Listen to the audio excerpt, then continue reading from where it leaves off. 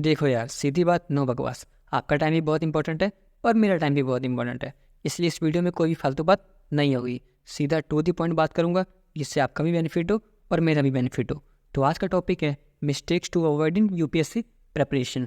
और ये वो मिस्टेक्स हैं जो 90% ऑफ द एस्पिरेंट्स 100% करते हैं। और सिर्फ करते नहीं हैं, बार बार करते हैं, जैसे पैंट की जिप अप एंड डाउन कर रहे हो। लेकिन वो ये भूल जाते हैं कि अगर बार बार जिप अप एंड डाउन करेंगे तो कटने का चांस बहुत बढ़ जाता है।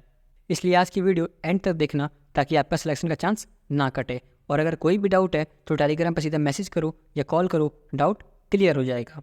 तो सबसे पहली मिस्टेक जो 99% ऑफ द एस्पिरेंट्स करते हैं वो है ओवरलोडिंग विद स्टडी मटेरियल।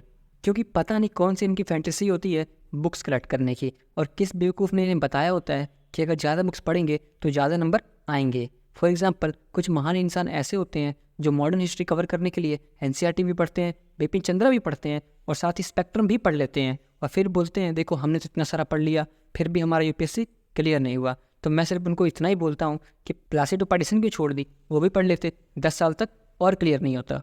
देखो, बुरा मत मानना, क्योंकि मेरा सिंपल से कहने का मतलब ये है कि एक सब्जेक्ट के लिए इतनी सारी बुक्स पढ़ने का कोई मतलब नहीं बनता है। लेकिन चलो मान लिया कि आपके पास आइंस्टाइन जैसा दिमाग है and you can read all the 4 books for modern history which I mentioned.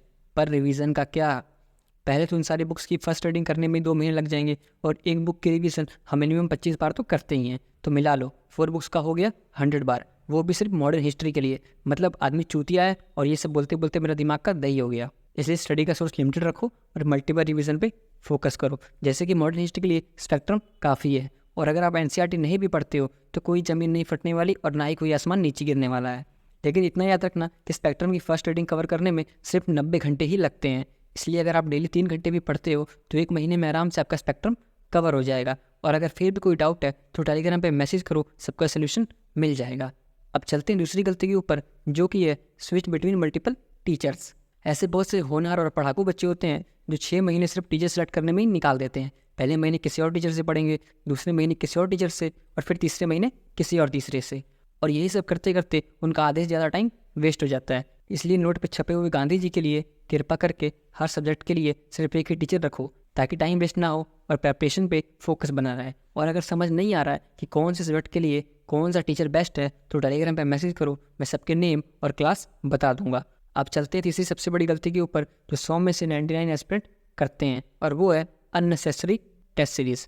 क्योंकि टॉपर्स ने अपने इंटरव्यू में कहा होता है कि ज़्यादा से ज़्यादा टेस्ट सीरीज़ लगानी चाहिए, क्योंकि ऐसा करने से आपको अपनी मिस्टेक्स पता चलती है और आपके आंसर राइटिंग का स्ट्रक्चर भी इम्प्रूव होता है, एटसेट्रा एटसेट्रा। मैं मानता हूँ कि ये सब सही है, लेकिन एक बात हमेशा याद रखना कि कोई भी ऐसी टेस्ट सीरीज़ नहीं लगानी है जो रेलिवेंट ना हो, और मैक्सिमम 2 कोचिंग के टेस्ट सीरीज़ ही लगानी है। लेकिन अगर आपको टेस्ट सीरीज़ कहीं से नहीं मिल रही है तो मेंस के जितने भी प्रीवियस ईयर पेपर्स हैं उनको सॉल्व कर लो, क्योंकि हर साल मिनिमम 8 से 10 क्वेश्चन तो रिपीट ही होते हैं। इसलिए मेंस के प्रीवियस 45 ईयर्स के क्वेश्चन को रट लो अच्छे से, जिसमें टोटल 2700 क्वेश्चन बनते हैं। और ये सब सुन के कोई हैरान होने की बात नहीं है, क्योंकि ये करना बहुत ही आसान है। बस आपको पता होना चाहिए कि कैसे करना है, और इसके लिए मैं हूँ ना। साथ ही अगर आपको मेंस के नोट्स और 45 ईयर्स के प्रीवियस चाहिए तो टेलीग्राम ग्रुप ज्वाइन करके मैसेज कर देना, मिल जाएंगे। तो बस आज की वीडियो में इतना ही, और अगली वीडियो किस टॉपिक पे चाहिए कमेंट कर देना, वरना मैं अपने हिसाब से तो बना ही लूँगा। जय हिंद, वंदे मातरम।